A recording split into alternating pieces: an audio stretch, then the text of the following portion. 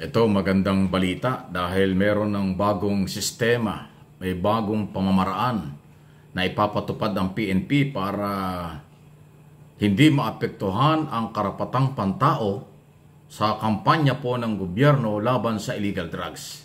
At dahil nga po dyan, ay sinapainal na po ng Philippine National Police ang makabago at human rights-based estratehiya, ibig sabihin diskarte, ng kampanyang ito laban nga po sa mga illegal.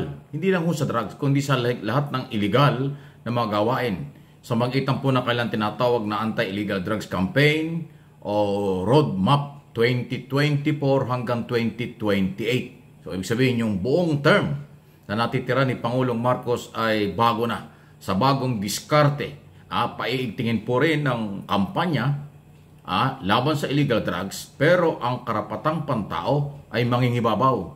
Walang mahaharas, wala hong mapapatay, at wala rin po na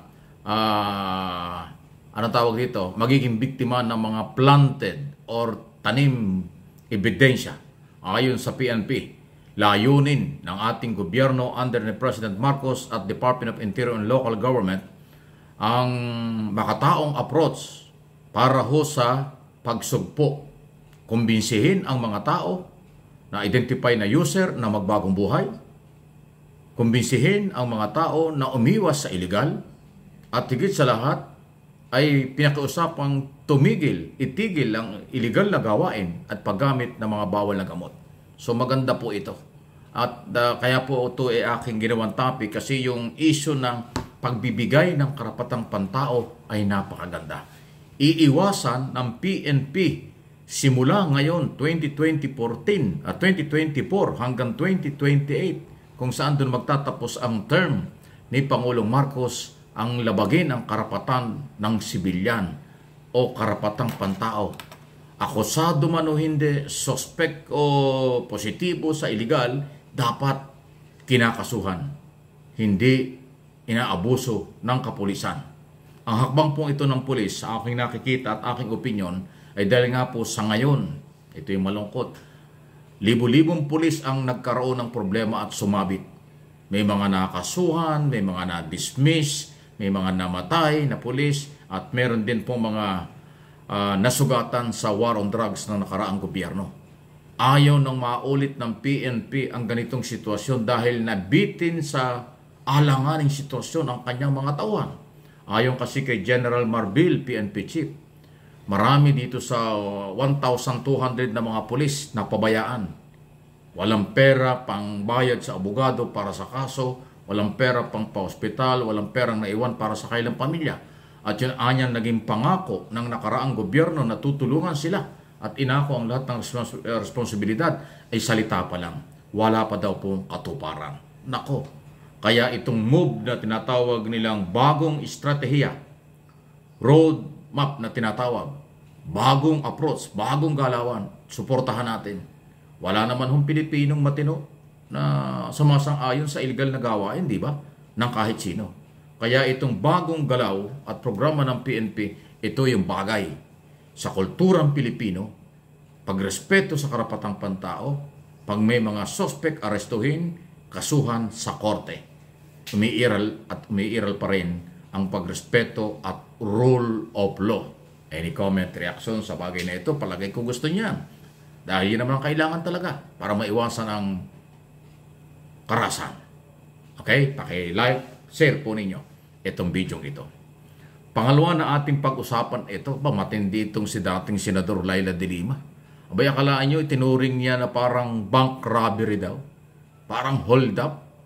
Yung ginawa ng Office of the Vice President at ng kanyang mga tauhan sa pag-withdraw ng pera sa land bank o pag-aaring bangko ng gobyerno.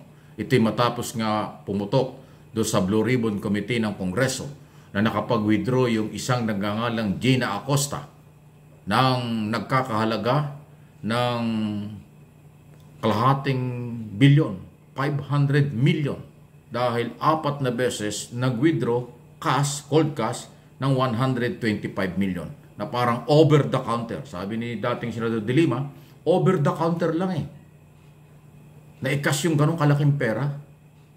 sa napakaiksing panahon at hindi malaman kung saan dinala ang pera after ma-withdraw. Nung withdraw, inilagay lang sa bag, tapos umalis na ng bangko, nawala na yung pera. Hanggang ngayon, di malaman kung saan napunta yung pera. Yun po sinasabi, kaya inihalimbawa niya parang hold up, parang bank robbery. Ang ginawa ng mga tauhan daw ng Office of the Vice President sa Land Bank, Shaw Boulevard, Mandaluyong. Ganon din ang ginawa doon sa Land Bank sa office o compound ng Department of Education nung si Inday Sara Duterte ay secretary pa doon. Nag-withdraw din ng 37.5 million over the counter. Kaya alam nyo, dito sa isyong ito talagang may problema. Mukhang pati bangko rito ay masasabit. Bakit nakapag-withdraw ng ganyang kalaking pera sa napakaiksing panahon? Ang sabi ho ng mga taga-bangko na humarap sa hearing, mga 5 million lang ang standby cash nila. So ibig sabihin, nag-advise 2 days before ng pag-withdraw na mag-withdraw sila ng ganong kalaking pera. Pero over the counter lang. At hindi man lang, para bang hindi man lang isinakay sa armor van or safety or sasakyan na hindi maho-hold up. Para bang masyadong komportable yung bangko at yung Office of the Vice President na magbitbit ng ganong kalaking pera na parang alalang.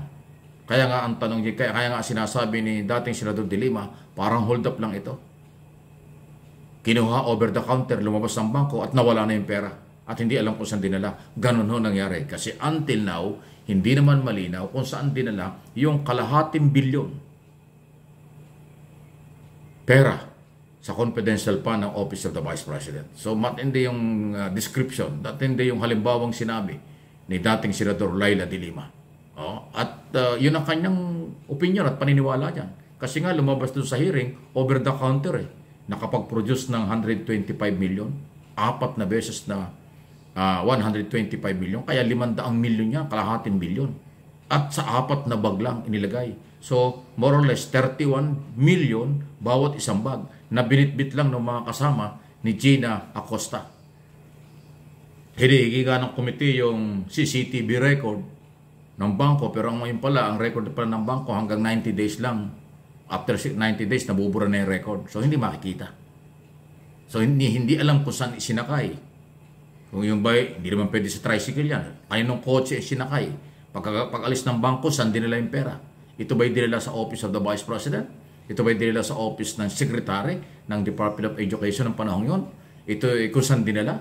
Kaya ngayon, pinagdudahan, baka sa bahay dinala ito. Kasi kung sa bangko dinala yan, kukwestiyonin dyan yan. Anti-money laundering law. Anti-Money Laundering Council. Hindi pwede kang magdeposito ng ganyang kalaking pera sa isang araw lang. 500,000 pataas, sinisita na yan ng bangko. Dahil tatanong kung saan galing.